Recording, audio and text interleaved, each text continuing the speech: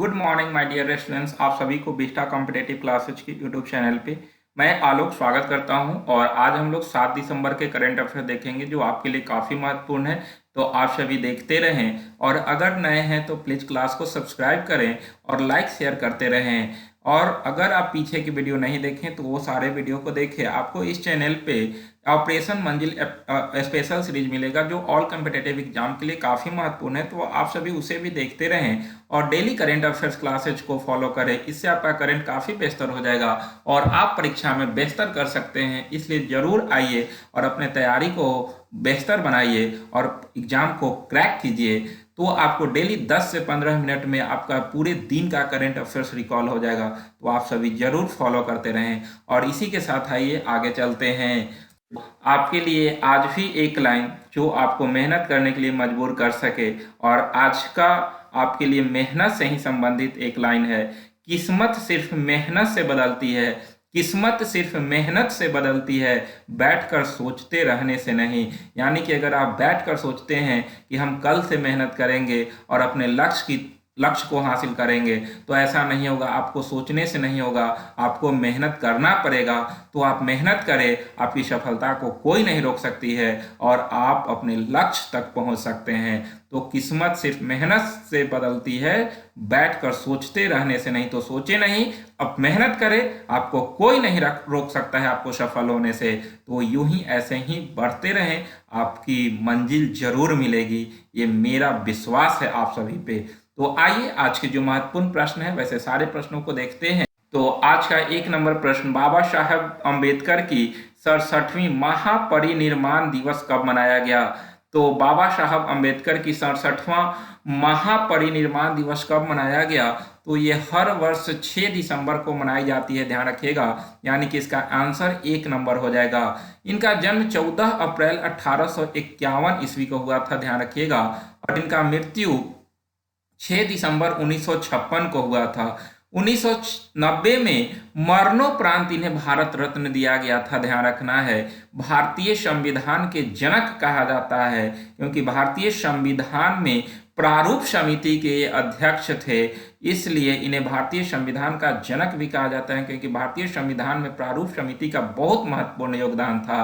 तो भारतीय संविधान के जनक कहा जाता है। इससे संबंधित बहुत सारे प्रश्न मैं ऑपरेशन मंजिल में करा चुका हूं, वहां पर आपको स्पेशल 10 वीडियो मिलेगा, आप सभी जरूर उसे फॉलो करें। भारत के प्रथम विधि एवं न्याय मंत्री, कानून मंत्री बाबा साहब भीमराव अंबेडकर ही थे। तो ध्यान रखिएगा, इनसे संबंधित जो है कुछ महत्वपूर्ण बिंदु थे जो आपके लिए काफी महत्वपूर्ण है। तो आप सभी इसे देखते रहें। अगला प्रश्न है, विश्व बैंक ने भारत के विकास के अनुमान को बढ़ाकर कितना किया? यानी कि विश्व बैंक ने भारत के विकास दर को बढ़ाकर कितना किया है, कितना अनुमान लगाया? तो ध्यान रखिएगा, इसका आंसर हो जाएगा 6.9%। यानी कि विकास की दर को बढ़ाकर 6.9% कर दिया है, ध्यान रखिएगा।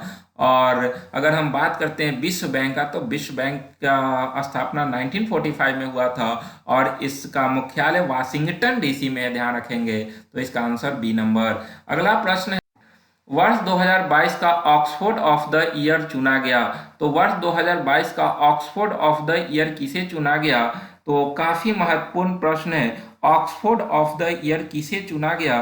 तो इसका आंसर हो जाएगा आपका, ध्यान रखेंगे, 3 number, goblin mode. Goblin mode जो है वो इस साल का ऑक्सफोर्ड का आपका वर्ड ऑफ द ईयर चुना गया है, ध्यान रखिएगा। इसके लिए खासकर जो है वो इसने बताया भी कि ऑनलाइन मतदान में लोगों ने गोबलिन मोड को इस वर्ष का शब्द चुना है क्योंकि शब्दकोश के अनुसार गोबलिन मोड का परिभाषा अगर देखा जाए तो एक प्रकार का व्यवहार जिसमें बिना किसी अफसोस के आत्म अनुग्रहणशील से सामाजिक मानदंडों या अपेक्षाओं को अस्वीकार किया जाता है। यह शब्द पहली बार 2009 में ट्विटर पर इस्तेमाल किया गया था और समझिए कि आज 2022 में यह इतना लोकप्रिय हो गया कि इसे ऑक्सफोर्ड ऑफ द ईयर चुना गया, ध्यान रखिएगा। तो गॉबलिन मोड आपका ऑक्सफोर्ड ऑफ द ईयर चुना गया। तो ये पॉइंट को ध्यान रखेंगे। अगला प्रश्न है, कहाँ से किया गया? तो इसका आंसर हो जाएगा चेन्नई। विशाखापत्तनम, बी नंबर विशाखापत्तनम से इसका अनावरण किया गया है, ध्यान रखेंगे। काफी महत्वपूर्ण प्रश्न है। इसके लिए जो है वो 2 सितंबर 2022 को ही अपनाया गया था इंडियन नेवी के द्वारा, और इस तरह से जो है एक नया जो है वो इसका नया कलर और नए नेवी क्रेस्ट हो गया, और इस तरह से जो है इसमें नेवी इंसाइन छत्रपति शिवाजी महाराज की शाही मुहर और राज मुद्रा से प्रेरित है। तो ध्यान रखिएगा इस पर जो है, इसमें जो है किसके मुहर से प्रेरित है, तो छत्रपति शिवाजी महाराज के मुहर से प्रेरित है। इसके अलावा जो है ये स्टैंडर्ड्स एंड कलर को 3 मुख्य पार्ट है, जिसमें ऊपर बाएं जो है वो नेशनल फ्लैग है, फ्लाई साइड पर उत्तरी दाएं कैंटन पर गोल्डन कलर में सत्यमेव जयते देखिए कि लिखा हुआ है, आप ये सामने फोटो है उसमें देखिए कि जो है वो सत्यमेव जयते के साथ स्टेट एम्ब्लेम और गोल्डन स्टेट एम्ब्लेम के नीचे एक नेवी ब्लू गोल्ड ऑक्टागोनल बना हुआ है। तो ऑक्टागोनल आप देख सकते हैं नीचे जो है सत्यमेव जयते से नीचे बना हुआ है। ऑक्टागोनल में गोल्डन अष्टकोणीय बॉर्डर, देखिए कि चारों तरफ से जो है वो अष्टकोणीय बॉर्डर लगा हुआ है, जिसमें गोल्डन नेशनल एम्ब्लेम है, जिस पर नीली देवनागरी लिपि से सत्यमेव जयते लिखा हुआ है। और President's standard and colour Indian Navy के स्टैटिक और मोबाइल फॉर्मेंस के उनकी विशिष्ट और सराहनीय सेवा का स्वीकार करने के लिए सम्मानित किया जाता है। और अगर हम बात करते हैं कि 1951 में जब देश के तत्कालीन राष्ट्रपति डॉक्टर राजेंद्र प्रसाद थे, तो प्रेसिडेंसी कलर से सम्मानित की जाने वाली तीनों सेनाओं में से इंडियन नेवी पहली थी, और 22वीं missile badger squad president standard से सम्मानित होने वाली पहली नेवी कॉम्बैक्ट स्क्वाड थी। तो इस तरह से आप देख सकते हैं कि आपके सामने जो है एक जो है वो झंडा लगा हुआ है इसका, और एक तरफ ये है, तो दोनों में विभिन्न तरह के बदलाव देखा गया। और इस तरह से इसमें जो है वो छत्रपति शिवाजी, ध्यान रखिएगा छत्रपति शिवाजी महाराज की शाही मुहर या राजमुद्रा से प्रेरित है। तो काफी महत्वपूर्ण पॉइंट है, ध्यान रखेंगे। अगला प्रश्न है, कौन सी इंडियन एक्ट्रेस कतर में होने वाली फाइनल मैच में पहले फीफा विश्व कप ट्रॉफी का अनावरण करेगी? तो काफी महत्वपूर्ण प्रश्न है। अभी जो है वो कतर के अंदर आपका फीफा विश्व कप हो रहा है, और 18 दिसंबर को फाइनल मैच होने वाला है, और इसमें फीफा विश्व कप ट्रॉफी का अनावरण करेगी। तो इसका answer B number Deepika Padukone हो जाएगी, ध्यान रखिएगा दीपिका पादुकोण इसका अनावरण करेगी। तो ध्यान रखेंगे। नेक्स्ट प्रश्न है, टेक्नोटैक्स 2023 टेक्निकल टेक्सटाइल से जुड़ा भारत का प्रमुख शो है, फरवरी 2022 में कहां पर आयोजित किया जाएगा? तो टेक्नोटैक्स 2023 एक शो है जिसमें टेक्निकल टेक्सटाइल से जुड़ा भारत का प्रमुख शो है, ध्यान रखिएगा। और इसका आयोजन फरवरी 2023 में मुंबई में आयोजित किया जाएगा, ध्यान रखिएगा। आपका मुंबई में 22 से 24 फरवरी 2023 के बीच होगा, और ये 10वां जो है वो टेक्नोटैक्स 2023 है। तो ये सारे पॉइंट को ध्यान रखेंगे। अगला प्रश्न है, नीति आयोग के एस्पिरेशनल डिस्ट्रिक्ट्स डेल्टा रैंकिंग में किस शहर ने टॉप पोजीशन हासिल की है? तो अभी नीति आयोग के द्वारा जो है ये रिपोर्ट तैयार किया गया, और इसमें जो है वो रैंकिंग में टॉप 5 डिस्ट्रिक्ट्स में पहला स्थान पर वायनाड है जो केरल में है, दूसरा पर विदिशा मध्य प्रदेश में, तीसरा पर सुकमा है छत्तीसगढ़, और चौथा पर बोकारो झारखंड, और पांचवा पर विशाखापत्तनम आंध्र प्रदेश। तो इस तरह से जो है टॉप पर वायनाड है, ध्यान रखेंगे। अगर हम बात नीति आयोग के करते हैं तो ये योजना आयोग का स्थान लिया है, और नीति आयोग की स्थापना 1 जनवरी 2015 को मोदी सरकार के द्वारा किया गया। वर्तमान में इसके अध्यक्ष प्रधानमंत्री मोदी हैं, उपाध्यक्ष सुमन बेरी हैं, ध्यान रखिएगा, और सीईओ परमेश्वरम अय्यर हैं। तो ये सारे पॉइंट को आप ध्यान रखेंगे। नेक्स्ट प्रश्न, भारत का पहला रियल टाइम गोल्ड एटीएम कहां लॉन्च किया गया? तो भारत का पहला रियल टाइम गोल्ड एटीएम कहां लॉन्च किया गया? तो ये ध्यान रखेंगे, ये आपका हैदराबाद में लॉन्च किया गया है, हैदराबाद में लॉन्च किया गया है। यह भारत का पहला रियल टाइम गोल्ड एटीएम है। यहाँ पर 24 घंटा जो है ये सर्विस उपलब्ध रहेगी।